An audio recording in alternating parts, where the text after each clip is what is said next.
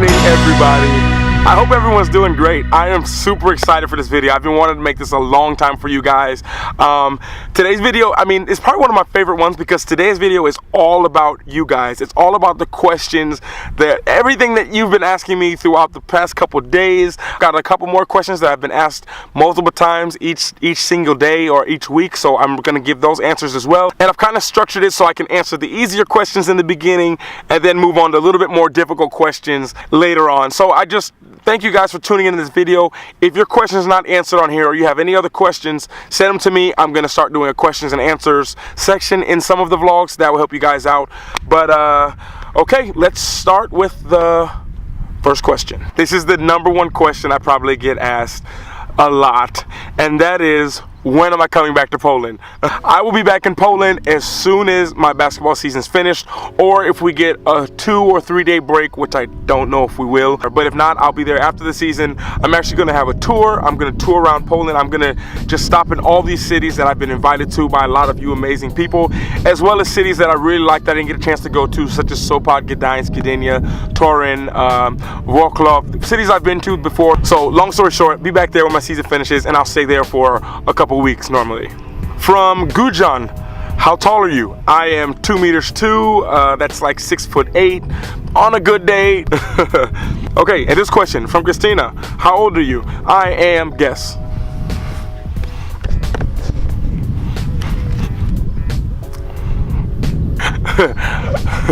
I am 31 years old as of 2 weeks ago when it was my birthday. And for all you guys who said happy birthday to me, thank you. Second question from Christina, are you planning to visit Slovakia one day? Yes, I'm planning to visit Slovakia one day. Not exactly sure when, probably when my season finishes as well, because I'm gonna probably stay in Poland. I'm gonna get an apartment in Poland, and then I will travel from there to all these other places that are really close. Question from Danielle, do I want to stay in Europe? Yes, I love Europe. Europe is amazing. I find it just so interesting that I can get on a plane for 2 hours and I cross over 3 countries in 2 hours. Whereas when I was in America, it's still nice. I love America. I can go back there anytime. But for me, the Europe, the variety, the people, I love meeting people. So for me, it's perfect. People from different cultures, so I get to learn a lot, and which now in turn of my life gives me more to bring to you guys and to show you guys as well. Now, what's my favorite movie? My favorite movie is Gladiator with Russell Crowe in it. What's my biggest dream or goal? My biggest dream or goal would be that I just made a big impact on someone's life. Like, you know, I would love to be the change in the world that everybody needs, but I have absolutely no problem with being the person who sparks the fire in someone else to make a big change in the world. So yeah, just to make other people happy and to just really to just leave my mark in whatever that is, however you guys define it. I just hope that I have a positive influence on you and a positive impact for you guys. If I didn't play basketball, what would I be doing? I would have been a fireman. What do I think about Polish girls? Well, I think... Next question from Asia. How many languages do I speak? I speak like 3 languages pretty well. English, Spanish, and French. Of course, French because that's all I speak here. And Spanish because I lived on the border of France and Spain before for 5 years. And I also was living in Barcelona on the weekends most of the time. I used to live in Germany for a year, so I speak a little bit of German. I understand a lot more than I speak, but I've kind of forgotten it. And then there's about 5 or 6 other languages that I know just a little bit in, you know, from traveling, like in Hungary and Poland. And I know a little bit of languages like that. And from John Balmer, I hope I'm saying that right. Really loved your comment that you wrote me, by the way, John. It really touched me, man.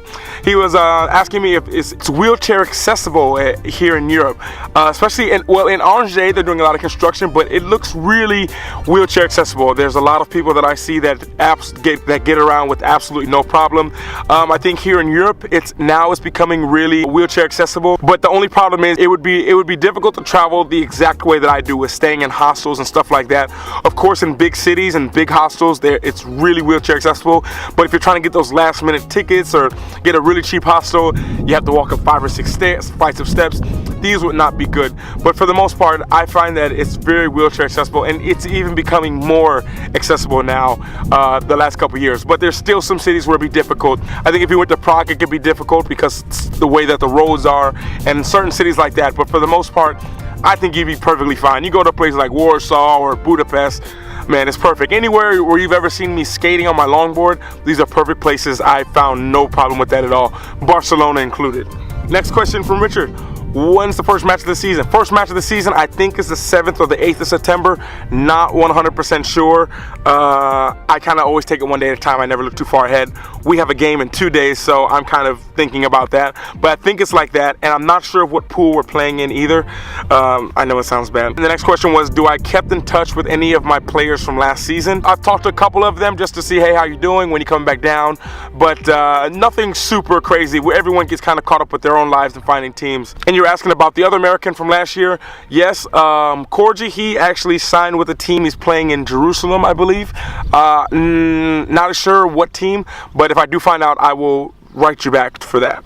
Question from Kevin. Can I make the vlogs longer? This is a great question, and this is a great question because in the beginning I can make a vlog pretty long, but then it kind of there were parts of it where just kind of was nothing going on really, and that kind of bothered me because I started to realize vlogging was more about telling a story. So if what I'm doing in the day is I'm just going to see some friends in the day, then trying to drag that vlog out to meet a certain time limit takes away the authenticity, makes the vlog, it feels like I'm just producing something for you guys, whereas when I make the vlogs how I am, it's like I'm telling you guys a story, bringing you guys along with me, and trying to show you guys as much as possible. So depending on the story, depends on the vlogs. I have 5-minute vlogs, and at the same time, one long one I can remember was when I was in Berlin. That was a 14-minute vlog because that's how much stuff we did. Magali, if you're watching, hello.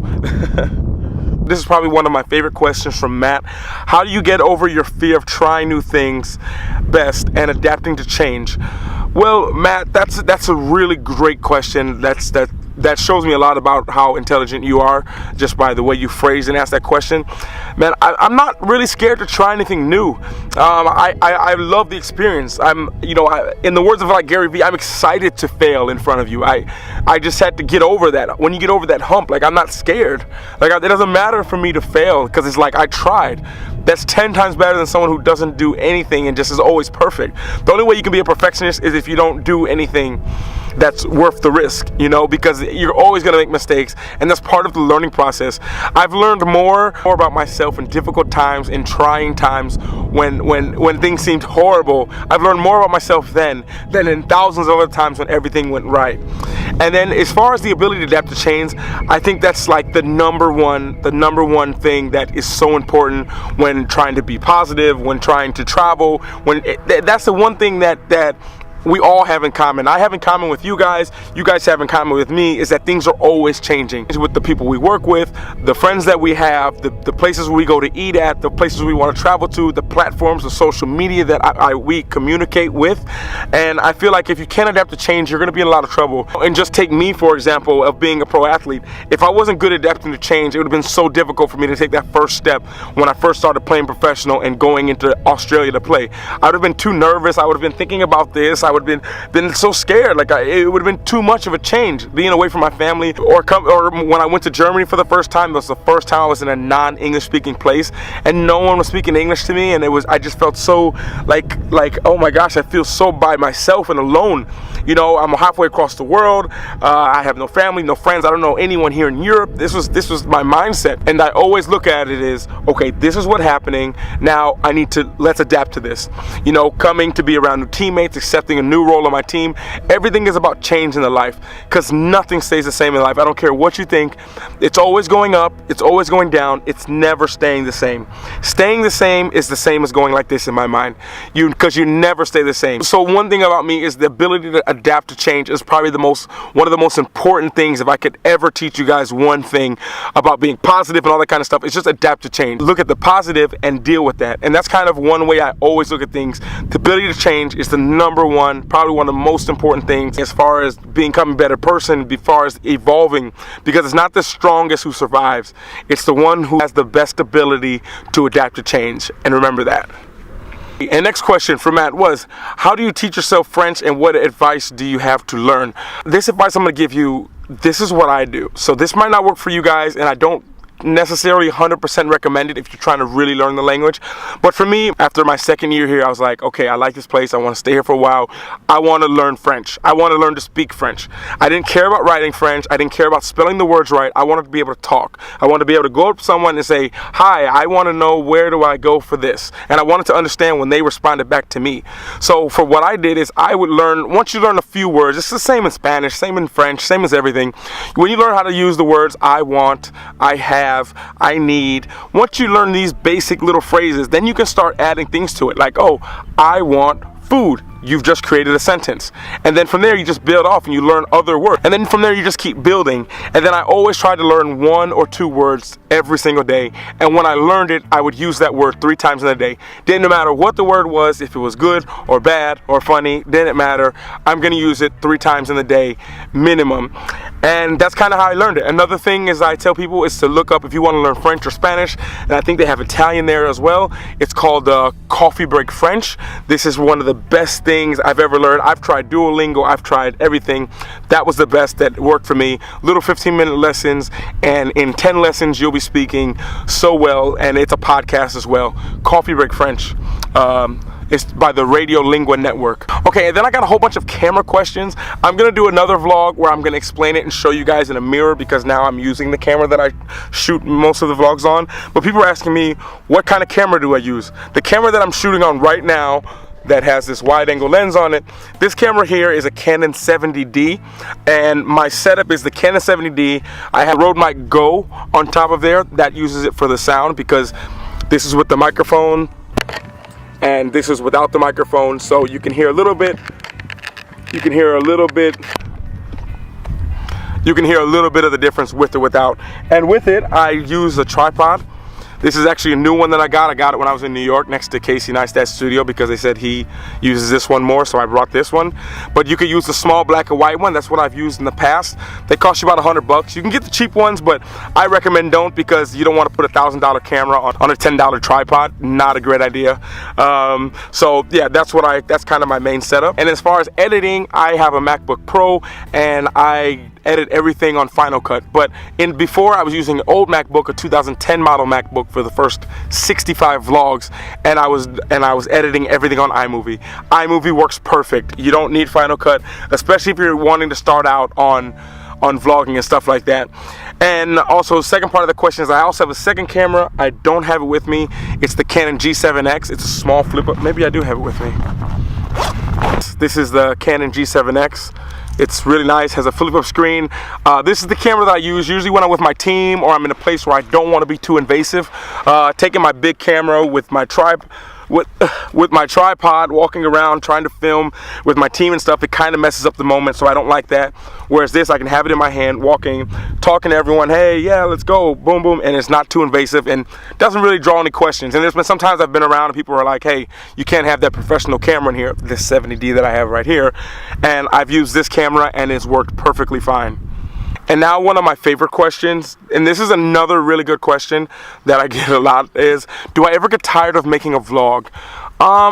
That's a tough question, because, you know, it's asking me as like a basketball player, I love playing basketball, do I ever get tired of running up and down the court in practice? And sometimes I don't feel like doing it, especially when I'm not feeling at 100%, but I love the result of doing that. Loving the result is good, but it's better if you love the process, and the process of making the vlogs. You know, the long story short is I love making the vlogs for you. There's times when it's really difficult for me, when I don't have a lot of time, especially when I was traveling, and you know, I would be up till 2 or 3 o'clock in the morning trying to get the vlog edited, and then trying to get it uploaded, finding a place because everywhere had slow Wi-Fi, and then still trying to get a little bit of sleep, and then still trying to go out with friends, then wake up in the morning and then do it all again, you know. And it gets sometimes it gets like, you know, but it's just one of the things I love to do, love sharing my perspective with you guys. So I put up with the days when I don't feel like doing it, because it doesn't really matter at the end. The end result is that you guys are happy and that you're more motivated and you're smiling, and you guys send me the messages saying, oh, thank you so much. That makes it all worth it, no matter how long it takes for me to do a vlog. Once the vlog is uploaded, and then some of you guys send me these comments after I've uploaded a vlog, that makes it so worth it, and I don't even think about the time it took to do it or anything like that, because it's just amazing, the result of making a vlog. And the next question was, how long does it take me to edit a vlog? That depends. Normally, it usually takes around 2 to 4 hours to edit a vlog, and then to get it uploaded and everything just kind of adds more time. It can be like a 4 or 5 hour process each day, depending on what goes on in the day. From Inez Art, they asked me what music do I listen to before the game. I really kind of don't listen to so much music before the game. I more will watch a YouTube video. I'll watch like a LeBron James video like this, or some kind of motivational thing before there. I have like 2 special videos that I watch every single time, and usually that video changes each season. I can't say what it is because that's kind of like goes against like what I do. I don't want people to do the same thing, you know, like that. But yeah, I watch a video, a motivational video with music, and then something I can watch, so I'm stimulating myself mentally as well as visually. Yeah. Question from Adam: what is your favorite athlete but not a basketball player? That would be probably Usain Bolt. I really admire him. The documentary I Am Bolt is amazing. I highly recommend it for you guys. But that's the one athlete that I really look up to. And another guy named Teddy Riner. He's a judo guy, but we're almost the same size. He has like 20 kilos on me, but we're like the same size. And people say I look like him. And I followed him, and he's a really hard worker. And yeah, I like him. Check him out if you can. Teddy Riner. Okay, and on that note, if you do have any more questions or anything like that, please send them to me. Like I say, I'm gonna do little questions and answers each couple vlogs. That way I keep you guys updated. That's kind of it for the questions and answers thing. I am actually here in a little secret, secluded, it's like a little private resort here with my team. We're actually on a retreat, kind of. I don't know what the name is in English. In French, it's like a stage. It's when we go away for a couple days just as a team in a private place where we can do team bonding, and we have a private gym that we go to, and everything else you need. As you can see, this is the track. There's everything here. I'm here. We have a game tomorrow. Yeah, I hope this really helped you guys out. I'm sorry if I missed some questions. There was a lot, and I tried to get to the main ones that people ask me a lot. And yeah, I just want to thank you guys so much. This whole thing is new to me still, you know. I'm still shocked, and I'm so happy to have you guys here and have you along my journey. And if I can ever do anything to help you guys out traveling, I try to respond to everyone as soon as I can, but sometimes the comments, the emails, and the Instagrams and the Snapchats, everything gets so backed up. And then with basketball and everything, yeah, you know, I'm doing the best I can. So please keep your comments and questions, everything coming. It means so much to me, and I truly mean that. And I want to thank you guys so much for watching. I'm gonna go back to my team. We're actually having a reunion right now in about 20 minutes. So gonna go there, have a meeting with them, then training again tonight. But you guys will see. I'll keep you guys in the loop. And everyone, please always remember to work hard, be brave, and don't forget to smile. Ciao.